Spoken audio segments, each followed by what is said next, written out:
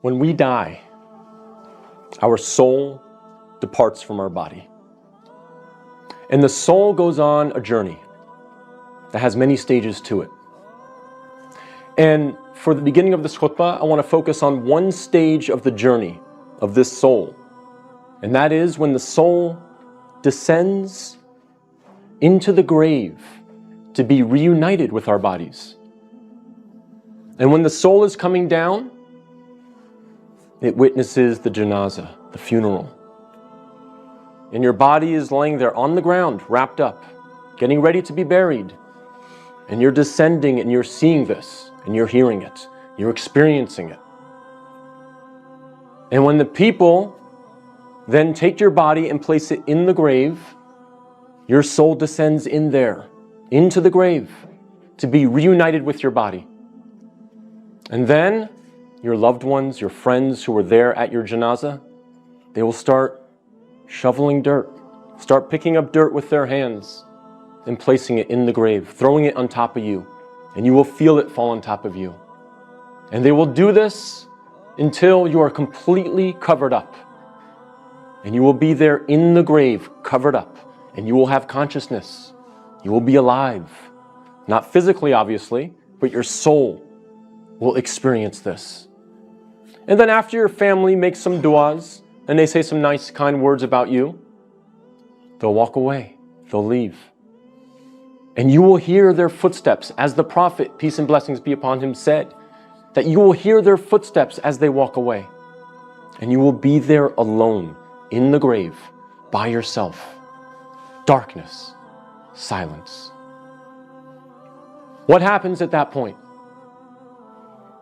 Two angels come to you, Munkar and Nakir. And they ask you three questions.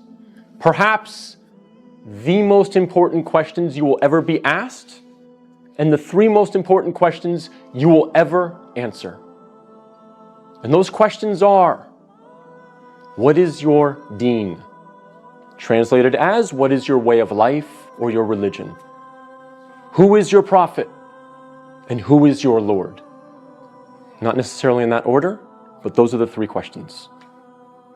And if you answer these questions correctly, all three of them, your stay in the grave will be one of peace. You'll have peace. You'll have pleasure. Until the day of judgment, when the horn is sounded and you are raised up out of your grave. So during that time, if you answer these questions correctly, you will have peace. But if you don't answer these questions correctly, all three of them, your stay in the grave will be full of pain.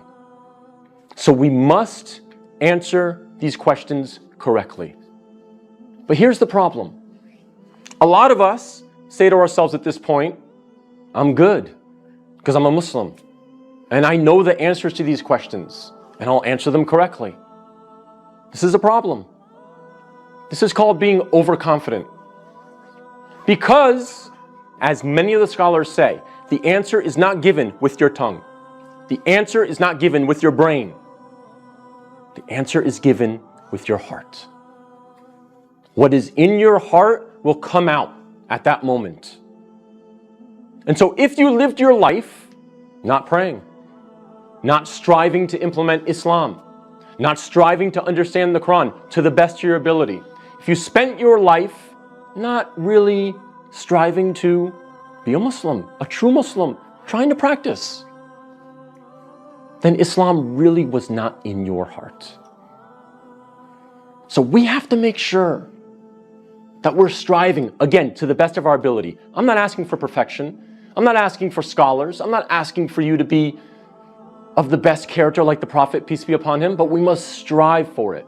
So that on that day, when these angels come to us and they ask us these questions, what is in our heart will naturally come forward. The answers, the correct answers will come forth. And not the answers of, I was striving for something other than the pleasure of Allah. So we have to make sure that Islam is in our hearts, not just on our lips, not just in our mind.